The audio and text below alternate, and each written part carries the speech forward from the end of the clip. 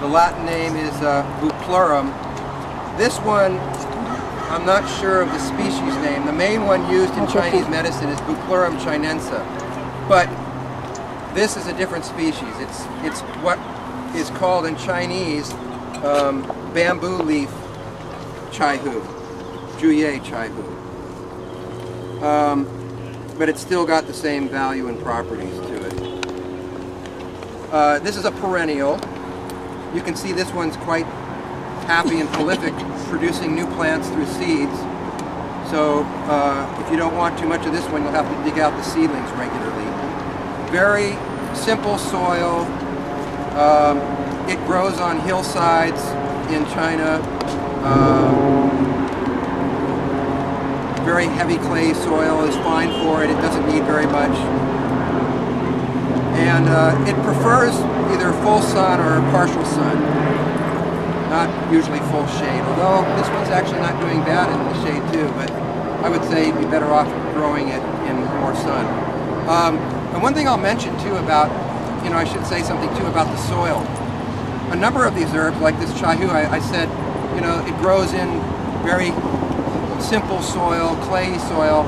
It's not like a forest plant where it has all this leaves and organic matter that comes down on it, and the soil is real soft and rich. It's not like that. And some of the herbs, if you end up making the soil too rich for them, you end up producing nice plants that don't have much medicinal value. So you have to be very cautious if you're growing them for anything to actually use. If you're just growing them for the interest in having the plant, that's fine.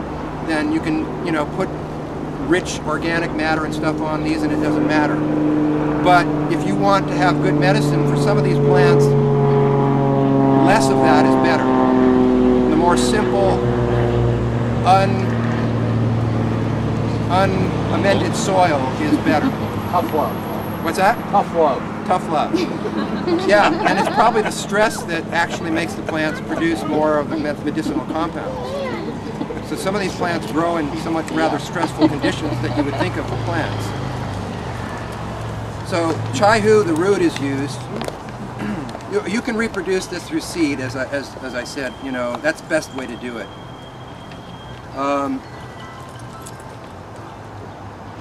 The root is used for medicine, and it's used for wind heat patterns. Again, colds or flus where there's...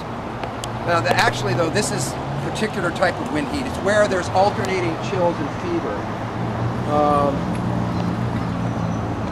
And you'll see this occasionally with people, with Chinese say, when the pattern started out maybe on the surface of the body, and it started out with some typical symptoms of a cold or flu, and then it kind of goes a little bit into the body farther, but it doesn't quite go in deeper all the way, and so it's kind of stuck, we say, between the outside and the internal system.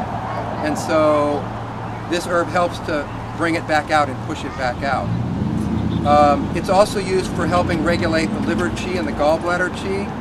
So that's used for like irritability, temple headaches, chest and flank distension and pressure sensation from stress. It's also used for gynecological problems where there's mild pain or PMS, irritability, that kind of thing. It's also used for helping with, we say, lifting the clear yang qi up.